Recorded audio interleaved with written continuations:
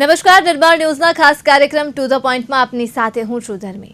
દર્શક મિત્રો, અત્યારે જે પ્રકારે ગુજરાત રાજ્યની જો વાત કરીએ તો આરોગ્ય ક્ષેત્રે ચાંદીપુરા વાયરસની ખૂબ ચર્ચા થઈ રહી છે અને દિવસે ને દિવસે ગંભીર બાબત એ છે કે આ કેસમાં ઘટાડો થવાની જગ્યાએ વધારો નોંધાઈ રહ્યો છે. આ પહેલી વખત નથી કે આપણે ચાંદીપુરાનો સામનો કરી રહ્યા છીએ, ચાંદીપુરાની ચર્ચા કરી રહ્યા છીએ અને થોડા દિવસો પહેલાં જ આ ચાંદીપુરા વાયરસ પર વાત કરી હતી ત્યારે પણ ચર્ચામાં એ જ કહેવામાં આવ્યું હતું કે માત્ર ને માત્ર સાવચેતી રાખવાથી જ આપણે આ વાયરસ સામે લડત રાખી શકીશું.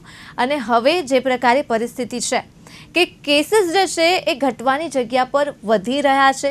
એટલે જોવા જઈએ તો આરોગ્ય ક્ષેત્રે અત્યારે કયા પ્રકારની પરિસ્થિતિ છે, ગ્રાઉન્ડ ઝીરો પર અત્યારે કેવી પરિસ્થિતિ છે, કેમ કે સતત કેસીસ વધી રહ્યા છે. આરોગ્ય મંત્રી દ્વારા સતત નિવેદન આપવામાં આવી રહ્યા છે આ મામલે ચાંદીપુરા વાયરસને લઈને.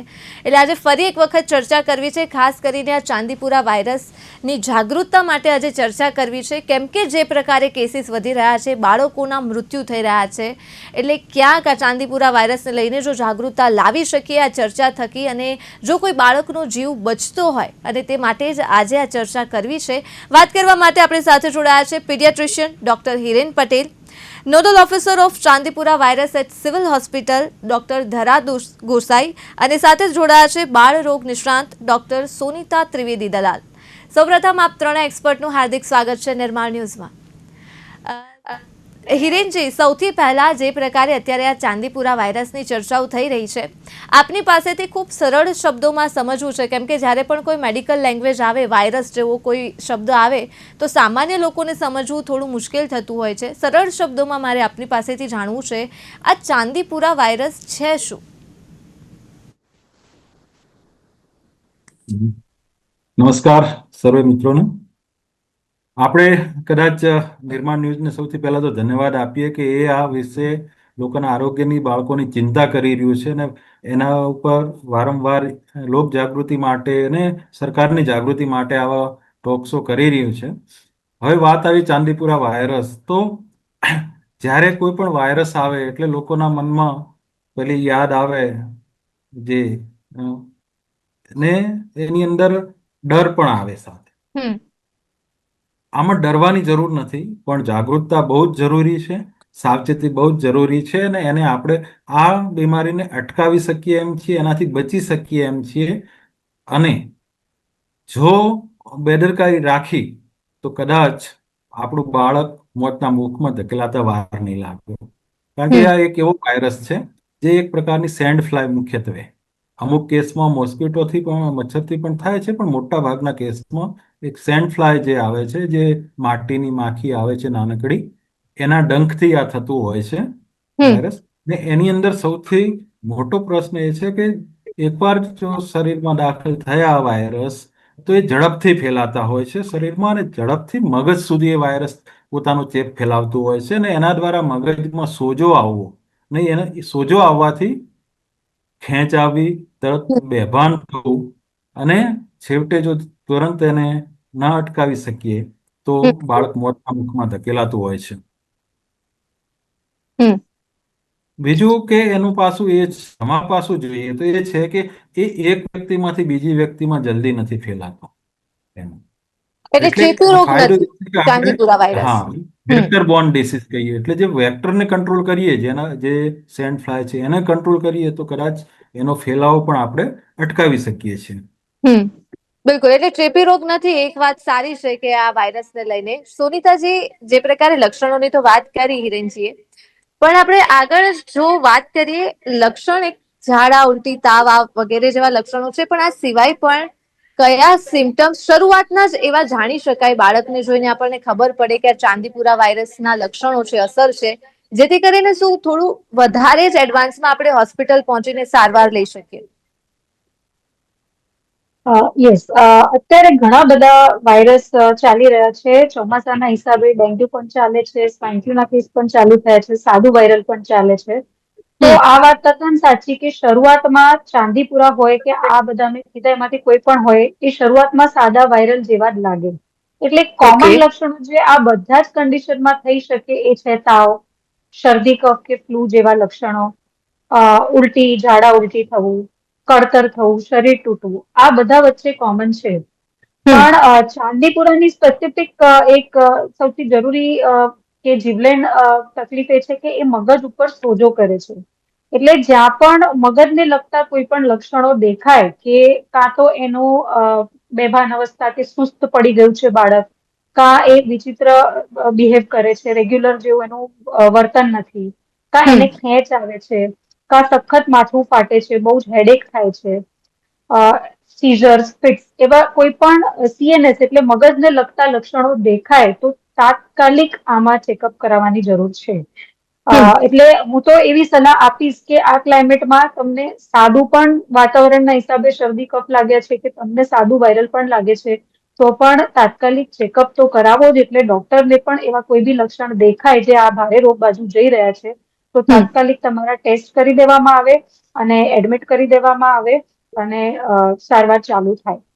જી, એટલે હું આપણે એ જ પૂછી રહી હતી, અગર કોરોના વાયરસની જો આપણે વાત કરીએ તો કોરોનામાં પણ આમ લક્ષણો ઘણા એવા હતા જે કોમન હતા, પણ તેમ છતાં common. Person to person A depend કરે છે, લક્ષણો અલગ અલગ હોઈ શકે. એટલે ચાંદીપુરા વાયરસમાં શું સોનિતા જેવું બની શકે કે કોઈ બાળકને સાવ લક્ષણ દેખાય જ નહીં અને સીધો ચાંદીપુરા વાયરસ પોઝિટિવ આવી જાય, અથવા તો લક્ષણ તો દેખાય જ છે? લક્ષણ મગજને અસર થઈ એ લક્ષણ દેખાય ત્યાં ચાંદીપુરાનો રિપોર્ટ કરવામાં આવે. કારણ કે જો અમુક બાળકો એવા બી કદાચ આપણને જે દેખાય છે એનાથી વધારે કેસ પણ હોઈ શકે. કારણ કે અમુક બાળકો સાદું વાયરલ જેવા લક્ષણ બતાવી અને સાજા પણ થઈ જતા હોય. એટલે તાવ, શરદી, કફ, વોમિટ, ઝાડા, ઇવન રેશિસ કે દાણા નીકળવા આ પણ આમાં થઈ શકે છે. પણ મેઇન વસ્તુ છે કે મગજ અને નસો ઇન્વોલ્વ થાય એટલે કોઈ પણ પ્રકારની મગજને લગતા લક્ષણ એટલે અર્જન્ટ ચેકઅપ, સારવાર દાખલ કરવાની જરૂર છે. એમાં ખેંચ આવી ગયું, એમાં વીકનેસ કે શરીર એકદમથી વીક પડી ગયું, ઉભા રહેવાની તાકાત નથી, પેરાલિસિસ જેવા લક્ષણો, પછી બેભાન અવસ્થા, કોઈક વાર બાળક ચીડિયું થઈ જાય, બહુ ચીડાયેલું લાગે, આપણને એજિટેટેડ લાગે, અને કોઈક વાર સાવ સુસ્ત પડી જાય, લૂઝ પડી જાય, ઊંઘ્યા જ રાખે, એને ઉઠાડો તોય, બોલાવો તોય જવાબ ના આપે, અને એ પરિસ્થિતિ આગળ ચાલતા કોમામાં પણ વિકસિત થઈ શકે છે.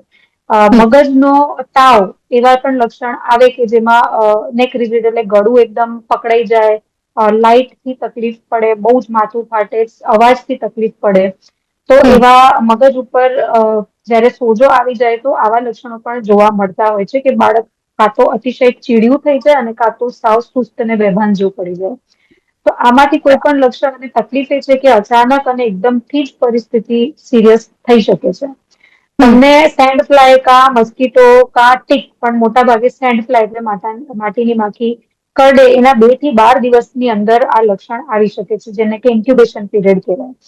એટલે સાવચેતી રાખવી સારી, પણ કંઈ પણ મગજને લગતા લક્ષણ લાગે એટલે એ ટિપિકલ ચાંદીપુરા બાજુ જતું દેખાય. ધર્મીબેન, આની અંદર એક વાત ઉમેરું તો હમણાં તાજો કિસ્સો, જે વિસ્તારમાં હું કામ કરું છું ત્યાંનો જ એક બાળક ગુમાવ્યું.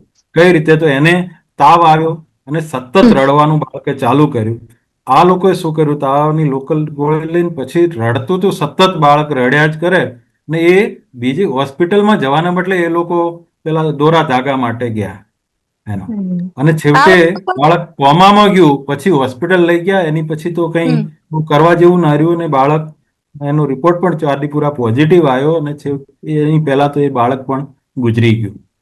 તો તમારા માધ્યમથી લોકોને જે સાંભળે છે, વાલીઓને એ જ કે એ ખોટી જગ્યાએ ટાઈમ વેસ્ટ ના કરો. બરાબર? શ્રદ્ધા તો મનમાં રાખીને પણ કામ થઈ શકે, પણ પહેલા દવાખાને પહોંચો તો કદાચ કોઈ કેસ આપણે આગળ વધતા અટકાવી શકીશું. બિલકુલ, કોઈ બાળકનો જીવ બચી શકે. અંધશ્રદ્ધા ઉપર હંમેશા અમે વાત કરતા હોઈએ છીએ હિરેનજી આ માધ્યમથી, કેમ કે અમે જાણીએ છીએ આ કેટલો ગંભીર મુદ્દો છે. અને ચાંદીપુરા વાયરસમાં પણ જો માતા પિતાની જગ્યાએ કોઈ ભુવા સાધુ પાસે જતા હોય અને આ અંધશ્રદ્ધાને માનતા હોય તો આ એક ખૂબ જ અતિ ગંભીર વિષય છે. આ મુદ્દામાં પણ ખૂબ વિસ્તારપૂર્વક ચર્ચા થઈ શકે, પણ તેમ છતાં ધરાજી અત્યારે આપણે મુદ્દા ઉપર જ વાત કરીએ, કેમ કે આ ચાંદીપુરા વાયરસની વેક્સિન નથી, અક્યુરેટ મેડિસિન્સ નથી. શું કરી શકાય જ્યારે વેક્સિન ન હોય? દવા, કેમ કે જ્યારે કોવિડ આવ્યો ત્યારે જ્યારે વેક્સિન નહોતી તો ખૂબ પેનિક હતું લોકોમાં, ખબર નહોતી પડતી કઈ દિશામાં જઈએ, ડૉક્ટર પેનિક કરતા હતા કે કયા પ્રકારે ટ્રીટમેન્ટ શરૂ કરવી. અત્યારે કયા પ્રકારની સિચ્યુએશન છે જ્યારે આપણી પાસે વેક્સિન જ નથી ચાંદીપુરા વાયરસની? હવે ધાર્મીબેન આપણે વાત કરીએ તો ચાંદીપુરા વાયરસની જે બીમારી છે તો પહેલા જે આપણે વાત થઈ કે એનું પ્રેઝન્ટેશન એટલે એ કઈ રીતે નાના બાળકોમાં જોવા મળે છે ત્યાંથી સમજીશું તો એના વિશે વધારે સારી માહિતી તમને આપી શકું. તો ચાંદીપુરા વાયરસ છે એ 6 મહિનાથી લઈને 15 વર્ષના બાળકોમાં એક્યુટ એન્કેફેલાઇટિસ સિન્ડ્રોમ ની બીમારી કરે છે. હવે મુખ્યત્વે 4 લક્ષણો છે. તો એમાં સૌથી પહેલા જ્યારે બાળકને સેન્ટ ફ્લાયની કરડવામાં આવે છે તો એ સેન્ટ ફ્લાયમાંથી આ ચાંદીપુરા વાયરસ બાળકના લોહીની અંદર પ્રવેશે છે. જેવું બાળકને સેન્ટ ફ્લાય કરડે છે એના 24 થી 48 કલાકમાં જ ખૂબ જ ભારે તાવ આવવાનું શરૂ થઈ જાય છે, જેને લોકો મગજનો ભારે તાવ કહીએ છીએ, જે રૂટીનલી 102 થી 103 ડિગ્રીની ઉપર જતો હોય છે. અને આ જે તાવ આવ્યો એના 24 થી 48 કલાકની અંદર જ એટલે કે આનો જે ઇન્ક્યુબેશન પીરિયડ અથવા તો આપણે કહીએ કે સિરિયસ થવાનો જેનો પ્રોગ્રેસ છે ખૂબ જ ફાસ્ટ હોય છે. એટલે હાલ હું નોડલ ઓફિસર તરીકે કાર્ય કરું છું તો અમારું જે ઓબ્ઝર્વેશન છે પ્લસ જે લિટરેચર કહે છે એ પ્રમાણે 24 થી 48 કલાકની અંદર જ બાળકમાં માથું દુખાવું, ઉલટી થવું અને બાળકને ખેંચ આપવી એ ચાલુ થઈ. અને ગોલ્ડન જે પીરિયડ છે 24 થી 48 કલાક 48 કલાક બાદ બાળકના બેભાન થવાના ચાન્સીસ વધી જતા હોય છે. એટલે કે આપણે સામાન્ય ભાષામાં કહીએ ને તો બાળક કોમામાં પણ જતું રહેતું હોય છે. આ બીમારી એ ખૂબ જ ગંભીર બીમારી છે જ્યાં આપણી પાસે ટ્રીટમેન્ટ ચાલુ કરવાનો જે વિન્ડો પીરિયડ છે એ માત્ર 24 કલાક છે. તો એક આ મુદ્દો ખૂબ જ મહત્વનો છે. બીજું કે આ બીમારી કયા વિસ્તારમાં વધારે જોવા મળે છે એ વિસ્તારને આપણે વધારે ધ્યાનથી ઇવેલ્યુએટ કરીએ તો આ બીમારીથી પીડાતા બાળકોને આપણે તાત્કાલિક નિદાન કરી શકીએ. તો જે આપણે મારા કલીગ મિત્રોએ વાત કરી કે આ બીમારી સેન્ટ ફ્લાયથી ફેલાય છે.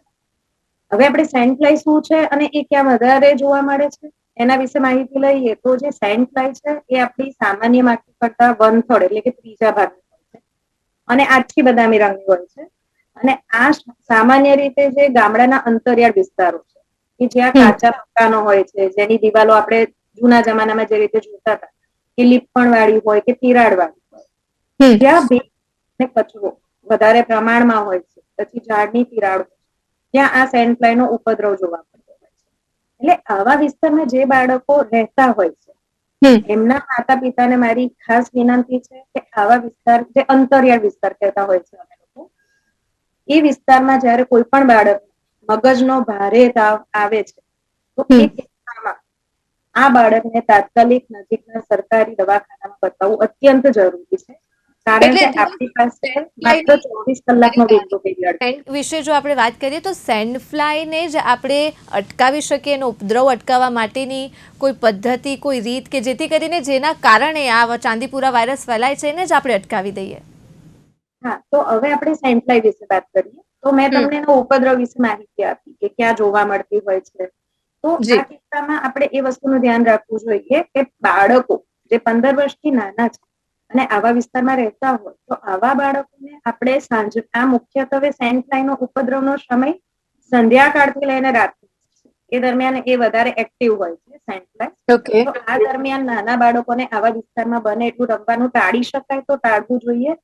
તદુપરાંત અમુક જગ્યાએ આપણે રોકવું મુશ્કેલ હોય છે નાના બાળકોને તો એ કિસ્સામાં બાળકોને આખું શરીર ઢાંકે એવા ફૂલ સ્લીવના કપડા પહેરાવવા જોઈએ, પછી પેન્ટ પહેરાવવા જોઈએ, પોસિબલ હોય તો મોજા પહેરાવવા જોઈએ, જેથી કરીને એમનું શરીર આખું ઢંકાયેલું રહે, જેથી સેન્ટ ફ્લાયને બાઇટ કરવાના એક તો ચાન્સીસ ઓછા થઈ જાય છે. અપાર્ટ ફ્રોમ ધેટ આપણે છે ને રૂટીનલી તમને ખ્યાલ હોય તો હવે તો બજારમાં આપણે મોસ્કીટો રેપેલન્ટ્સ એટલે બધા ક્રીમ મળતા હોય છે, એટલે જે બાકીનો એક્સપોઝ એરિયા છે ત્યાં જો એ એપ્લાય કરવામાં આવે તો એના લીધે પણ આપણે એને થોડું ઘણું પ્રોટેક્શન સેન્ટ ફ્લાયથી આપી શકીએ છીએ. અને આવા ગામડાના અંતરિયાળ વિસ્તારમાં નાના બાળકોને જે સુવડાવવામાં આવતા હોય છે નાના ખાટલામાં કે ત્યાં તો ત્યાં આપણે મચ્છરદાનીનો ઉપયોગ એના વિશે જાગૃત શકીએ. એટલે બેઝિકલી જે મચ્છર માટે આપણે કરતા હોઈએ છીએ, મચ્છરને અટકાવવા માટે એ પણ ઘણા ખરા ઉપાયો જે છે સામાન્ય ભાષામાં જો આપણે સમજાવી શકીએ તો આ ઉપાયો સેન્ટ ફ્લાયને અટકાવવા માટે પણ કામમાં લાગી શકે, જો હું ખોટી ન હોઉં તો. ના, ડેફિનેટલી તમે સાચું જ કહ્યું છે. પણ એ સિવાય બીજી વાત કરીએ, આ હતું નાના બાળકો માટે સ્પેશિયલ પ્રિકોશન્સ. પણ એઝ અ આપણે એક જાગૃત નાગરિક તરીકે દરેક જગ્યાએ એક પબ્લિક અવેરનેસનું કહેવા માંગુ છું કે પોતાના ઘરની આસપાસનો વિસ્તાર બને એટલો ચોખ્ખો રાખવો અને ભેજથી મુક્ત રાખવો. એટલે બને એટલું ડ્રાય જગ્યા રાખીએ તો ત્યાં આગળ સેન્ડફ્લાયનો ઉપદ્રવ આપણે ઓછો કરી શકીએ. તદુપરાંત આપણે ગામડામાં એવું બધાને મેસેજ આપી શકીએ કે ભાઈ જે બી તમારા ઘરની દિવાલોમાં તિરાડ છે, જ્યાં ભેજ અથવા તો માખી મચ્છર થતા હોય, તો આપણે જ તકેદારીના ભાગરૂપ અને પૂરી રહીએ અથવા તો સરકારશ્રી તરફથી જે પગલા લેતા હોય છે એમાં સંપૂર્ણપણે સહકાર આપી તો સેન્ડફ્લાયનો ઉપદ્રવ ઘટાડીને જ આપણે એને ડાયરેક્ટલી જળ મૂળથી બિખારીને નાશ કરી શકીએ એમ છે. જી જી હિરેનજી. શું થઈ શકે તો પબ્લિક હેલ્થ ડિપાર્ટમેન્ટ એટલે કે સરકાર તરફથી આમાં શું બેસવાનું હોય એની પહેલા આવા બધા જ વિસ્તારોમાં દવાનો છંટકાવ થાય અને એક વરસાદ પડ્યા પછી ફરીથી દવાનો છંટકાવ થાય. તો આ બે વસ્તુ કરવામાં આવે ને તો મહદ અંશે આને આરામથી કંટ્રોલ કરી શકીએ એમ છીએ આપણે. એટલે હિરેનજી, તમને લાગે છે કે જે પરિસ્થિતિ, કેમ કે અત્યાર તરફથી એવું કહેવામાં આવી રહ્યું છે કે કોઈ સાવચેતી રાખવાની જરૂર છે, ડરવાની જરૂર નથી. કોવિડ વખતે પણ આ જ પ્રકારની પરિસ્થિતિ હતી, આપણે કોઈ પણ પ્રકારનો ડર નથી ફેલાવવો, પણ તેમ છતાં જાગૃતતા ખૂબ જરૂરી છે. લોકોને વાસ્તવિકતા ખબર હોવી ખૂબ જરૂરી છે, જેથી કરી લોકો સાવચેત રહે. અત્યારે વાત કરીએ ગુજરાતમાં જે ચાંદીપુરા વાયરસ છે, ખરેખર આપણા આરોગ્ય વિભાગના કંટ્રોલમાં છે કે નથી? આ પ્રશ્ન તમને યાદ હોય તો આપણે વાત થઈ હતી આજથી 2-3 અઠવાડિયા પહેલા પણ. ત્યારે પણ મેં કહ્યું હતું, ત્યારે મેં સ્પષ્ટ કહ્યું હતું કે આ શરૂઆત છે અને આપણે જોઈ રહ્યા છીએ કે આગળ વધે જ છે. કારણ કે આપણે ક્યાંક ને ક્યાંક તો જે એને માટે જરૂરી પ્રિવેન્ટિવ મેજર્સમાં થોડા ઓછા ઉતરતા જ રહ્યા છીએ. બરોબર. મેં કહ્યું એમ પ્રોપરલી જો દવાનો છંટકાવ ટાઈમસર કરી દેવામાં આવે તો આને મહદઅંશે આપણે કંટ્રોલ કરીએ છીએ. એવું નહીં કે થયા પછી તો એ વિસ્તારમાં આપણે કામ કરીએ જ છીએ, સરકારી મશીનરી પણ કામ કરતી જ હોય છે, પણ એ નથી થયું જે વિસ્તારમાં કેસ, એ વિસ્તારમાં પણ જો હજુ પણ વહેલું છે આપણે કામ કરશું. સરકાર એ દિશામાં ધ્યાન, પ્રિવેન્ટિવ મેજર્સ જ્યાં નથી થયા ત્યાં ખાસ ધ્યાન આપે અને એ જિલ્લાઓ, એ તાલુકાઓમાં પણ જો એ કામ પહેલેથી અત્યારથી કરશે તો એ વિસ્તારમાં જતું કમસે કમ આપણે અટકાવી શકીશું. એક મહિનો હજુ અઘરો છે. ઓકે, આવું હિરેનભાઈ આપની પાસે ફરીથી. જી સોનિતાજી, આપ કંઈક કહેવા માંગો છો? હા, હું સંક્ષેપમાં કહું તો સરકાર જરૂરી પગલા લેશે, દવા છાંટશે, પણ એ બધી જગ્યાએ આ એરિયામાંથી કેસ ડિટેક્ટ થયો છે એટલે અમે રિપોર્ટ કરતા હોઈએ અને પછી એ જગ્યાએ દવા છાંટવામાં આવે. પણ આપણે લોકોમાં અવેરનેસ ફેલાવવા માંગીએ છીએ કે તમે તમારા લેવલ ઉપર પોતાનો બચાવ કરવા માટે શું કરી શકો. એટલે જેમ ધારાબેને પણ, મેડમે પણ કીધું એ પ્રમાણે મચ્છર, માખી, સેન્ડ ફ્લાય બધાથી બચવા માટે સૌથી સારો રસ્તો છે મેકેનિકલ. જેટલો આપણો ઢંકાયેલો ભાગ હશે એમાં એ કાપવાની શક્યતા ઓછી છે. એટલે બને એટલે સાંજ પછી બહાર નીકળીએ છોકરાઓને લઈને તો પૂરા કપડાં પહેરાવા, કેટલી પણ ગરમી લાગતી હોય. એ ઉપરાંત જે મસ્કીટો રિપેલન્ટ ક્રીમ્સ છે એ આપણે લગાડીએ. રોલ ઓન આવે છે કે કપડા ઉપર છાંટવા માટે, ઘરની અંદર છાંટવાની દવા આવે છે, પછી ઓલ આઉટ આવે છે, રેકેટ આવે છે, આ બધું આપણે કરી શકીએ. અને આનો ઉપજ થવાથી રોકવા માટે આ બધું સ્થિર પાણીમાં ઉગે. એટલે જ્યાં પાણી, મચ્છરની વાત કરીએ તો ઘરે ભરેલ, આપણે ડેન્ગ્યુ માટે પણ જનરલ વાત પણ છે કે અત્યારે ડેન્ગ્યુના કેસ પણ વધી રહ્યા છે. એટલે ઘરમાં, કુંડામાં, માટલામાં, સોરી બકેટ્સમાં કે એવી રીતે પાણીનો ભરાવો, પડી રહેલું પાણી હોવું ના જોઈએ. આપણા ઘરની આસપાસ ગંદકી કે કોઈ કન્સ્ટ્રક્શન ચાલે છે કે પાણીનો ભરાવો છે તો એ બધી ચોખ્ખાઈ સોસાયટી વાળાએ પણ રાખવી જોઈએ. તો એ જનરલ કેર છે કે આ થવાથી જ આપણે અટકાવીએ. સેન્ડ ફ્લાય માટીની માખી, એટલે માટીના ઘરોમાં, તિરાડોમાં થતું હોય છે. એટલે એ તિરાડો પૂરવી, ત્યાં ચોખ્ખાઈ રાખવી, આ અવેરનેસ જો બધામાં આવશે તો પછી એ ઉપજતાથી જ અટકાશે. પણ આપણે આપણને કરડે નહીં એના માટે આટલા પ્રિકોશન્સ લઈ શકીએ છીએ. બિલકુલ. ધરાજી, આપ સુનિતાજી, આવું ફરી. ધરાજી, આપ કંઈક કહેવા માંગો છો? હવે એકચ્યુઅલી આપણે સરકારશ્રીના પગલાની વાતો કરીએ તો અમે લોકો સરકારી હોસ્પિટલમાં કામ કરીએ છીએ એટલે એના ભાગરૂપે હું તમને કહેવા માંગુ છું કે જ્યારથી આપણે આ ચાંદીપુરા વાયરસનું એપિડેમિકની વાત કરીએ છીએ, ઇવન એના પણ ઘણા બધા મહિનાઓથી આની કામગીરી ચાલુ જ છે, જેને અમે Okay. લોકો સર્વેલન્સ કામગીરી કરીએ છીએ. હમ. તો આ તો એવું છે કે ચોમાસાની ઋતુ દરમિયાન આ બીમારીનો થોડો ઉપદ્રવ વધી જતો હોય છે, જેના કારણે ભેજવાળા વાતાવરણમાં વધારે ઉપદ્રવ થવું એ છે. પણ હાલની પરિસ્થિતિઓ હું સરકારી હોસ્પિટલમાં મળતી વિવિધ સારવાર વિશે આપની જાણકારી આપવા માંગુ છું, કારણ કે આપના માધ્યમ દ્વારા જ અમે લોકો ગ્રાસ રૂટ લેવલ એટલે કે ગામડામાં રહેતા બાળકો સુધી પહોંચી શકીએ છીએ. તો મારે ખાસ એ વાત ઉપર ભાર મૂકવો છે કે જે બાળકોમાં મગજનો ભારે તાવ આવે, ખેંચ આવે અથવા તો માથાનો સખત દુખાવો થતો હોય અને બાળક બેભાન થાય એવા કોઈ પણ ચિહ્ન દેખાય, તો સૌથી મહત્વની વસ્તુ છે કે એને કોઈ પણ નજીકની સરકારી હોસ્પિટલમાં બતાવવા લઈ જવું. જો બાળક 24 કલાકની અંદર કોઈ પણ સરકારી હોસ્પિટલ અથવા પ્રાઇવેટ હોસ્પિટલ ગમે ત્યાં પહોંચી જશે, તો આ બીમારીમાં મુખ્ય સારવાર માટે મારે એક પોઈન્ટ અહીંયા કહેવો છે કે આ બીમારી માટે કોઈ સ્પેશિયલ એન્ટીવાયરલ ઇન્જેક્શન આપણી પાસે વેક્સિન નથી, particular કોઈ વેક્સિન. બીજી વસ્તુ કે આની માટે કોઈ વેક્સિન નથી. તો આ કિસ્સામાં એવું છે કે જો 24 કલાકની અંદર બાળકને આપણે બીજી બધી સપોર્ટિવ કેર જે અમે કહેતા હોય છે એ ચાલુ કરી દઈએ, કે કારણ કે જે બી સસ્પેક્ટેડ ચાંદીપુરાના પેશન્ટ હોય છે એ બધા જ પેશન્ટની PICU અવેલેબલ, એટલે કે બાળકોનું સઘન સારવાર યુનિટ, ઇન્ટેન્સિવ કેર યુનિટ હોય ત્યાં સારવાર આપવી એ ખૂબ જ અગત્યની વાત છે. કારણ કે આ કિસ્સામાં જયારે આપણી પાસે એન્ટીવાયરલ દવા નથી, એ કિસ્સામાં સપોર્ટિવ કેર જ મેઇન પાર્ટ ભજવે છે. તો એમાં અમારો અનુભવ એ કહે છે કે જે બાળકના મગજ ઉપર ખૂબ જ સોજો આવી જાય છે, જેને એન્કેફેલાઇટિસ કહેતા હોય છે અમારી ટર્મિનોલોજીમાં, તો ઘણી બધી વાર બાળકને શ્વાસ લેવાની તકલીફ તરત જ ઊભી થઈ જતી હોય છે. તો એ કિસ્સામાં બાળકને વેન્ટિલેટરની સારવાર આપવી અત્યંત મહત્વની છે.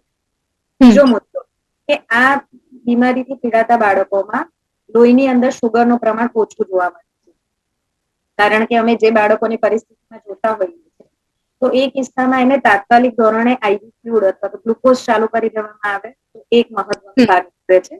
ત્રીજું કે બાળકને જે મગજ ઉપર સોજો હોય છે, તો આ સોજાની સારવાર માટે અમે મેનિટોલનું ઇન્જેક્શન તાત્કાલિક ધોરણે ICU ની અંદર ચાલુ કરી દેવામાં આવે છે. અને જે ખેંચો આવતી હોય છે, જેને કન્વર્જન્સ કહેતા હોય છે, એની દવા પણ આપણે ચાલુ કરીએ તો આ જે દરેક સારવાર છે એ બાળકને 24 થી 48 કલાકમાં ચાલુ કરવામાં આવે તો ચોક્કસપણે એની પરિસ્થિતિમાં સુધાર જોઈ શકાય છે. એટલે બને એટલી વહેલી જો મળી શકે બાળકને, તો બને એટલું જલ્દી જે સારવાર છે આપણને મળી શકે. આ જો સામાન્ય સરળ ભાષામાં સમજાવું તો આ કદાચ કોવિડ જેવું છે કે જેમ કોવિડમાં આપણે જલ્દી જાગતા હતા અને સારવાર લેતા હતા તો જલ્દી આપણને ટ્રીટમેન્ટ મળતી હતી, જલ્દી આપણે ક્યોર થઈ શકતા હતા. પણ ધરાજી, એક સવાલ કે અત્યારે ગુજરાતમાં કયા પ્રકારની પરિસ્થિતિ છે ચાંદીપુરા વાયરસને લઈને? આપ પણ બાળકો સાથે કામ કરી રહ્યા છો, ચાંદીપુરા વાયરસની સામે લડી રહ્યા છો. પરિસ્થિતિ આપણા હાથમાં છે, પરિસ્થિતિ આપણા કંટ્રોલમાં છે કે નહીં? આપણે અત્યારે વાત કરીએ ને તો સરકારશ્રીએ છે ને અમારી બધી જ લાઈક સરકારી હોસ્પિટલ, હું મેડિકલ કોલેજ ક્ષેત્રે કામ કરી રહી છું, પણ અમે લોકો ગ્રાસ રૂટ લેવલથી આ કામને મોનિટર કરતા હોઈએ છીએ. તો દરેક સરકારી હોસ્પિટલને એટલી સ્ટ્રેન્થન કરી દીધી છે કે સૌથી પહેલા પેરીફરીમાંથી કેસને અર્લી પિકઅપ કરવામાં આવે છે.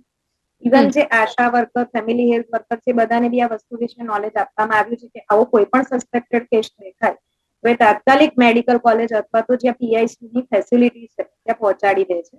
તો એ સરકારશ્રીએ ઓલરેડી ચાલુ કરી દીધું છે. બીજું કે દરેક મેડિકલ કોલેજમાં એક સ્પેશિયલ ફેસિલિટી ઊભી કરવામાં આવી છે કે જેની અંદર આવા સસ્પેક્ટેડ કેસમાં બાળકના લોહીના તથા એના મગજનું પાણી એટલે કે CSF ના નમૂના આ ચાંદીપુરાના વાયરસના ડાયગ્નોસિસ માટે તરત લઈ અને મોકલી આપવામાં આવે છે ગાંધીનગર લેબમાં, અને 24 કલાક એનું નિદાન થઈ જાય છે, જે પણ અત્યંત મહત્વના પગલા રૂપે આપણે કહી શકીએ. એટલે તાત્કાલિક થઈ જાય છે. અને આવા શંકાસ્પદ કેસ હોય એની માટે અમે લોકો ઇમિડિયેટલી રેપિડ રિસ્પોન્સ ટીમ, એક એવી ટીમ બનાવી હોય છે કે જે પર્સનલ લેવલ ઉપર જઈને દરેક કેસનું ડિટેલમાં એનાલિસિસ કરતી હોય છે. અને એના બાદ પણ આપણે કેટલા પ્રિવેન્ટિવ મેઝર્સ હજી પણ લઈ શકીએ છીએ એ કન્ટિન્યુઅસ ચાલુ છે. એટલે આપણે એવું કહી શકીએ કે 24/7 દરેક લેવલ ઉપર આની માટેના દરેક પગલા લેવામાં આવી ચૂક્યા છે. તો એ બહુ ઇમ્પોર્ટન્ટ વસ્તુ છે આપણે. ઓકે, સમયનો અભાવ છે, આપને અહીંયા અટકાવી માંગીશ. હિરેનજી, અંતમાં એ તંત્ર હોય, માતા પિતા હોય, ગ્રામીણજનો હોય કે બાળકો હોય, શું સજેશન આપવા માંગશો? આપણો તો ધ્યેય એક જ છે કે ચાંદીપુરા વાયરસ અટકે અને કોઈ પણ બાળકનું જીવ ન જાય. ટૂંકમાં બિલકુલ, દરેક મા બાપ કમસે કમ બીજા માટેની પોતાના બાળકનું વિચારીને એટલું કહે કે ઘરમાં માખી મચ્છરનો ઉપદ્રવ ન થાય એવી વ્યવસ્થા, ચોખ્ખાઈ કરે, લીંપણ કરે, કંઈ પ્લાસ્ટર થઈ શકતું હોય તો પ્લાસ્ટર કરે, ને છોકરાઓને જમીન ઉપર બહાર ખુલ્લામાં સાંજના ટાઈમે રમવાનું એટલે પૂરા કપડાં પહેરાવે, સારો ખોરાક જેથી ઇમ્યુનિટી સુધરે એ આપે, અને સાથે બીમારી થઈ જાય તો તરત દવાખાને બતાવે, અને રિપોર્ટ કરવાનું કહે તો ભાગી ન જાય, રિપોર્ટ કરાવે. બરાબર?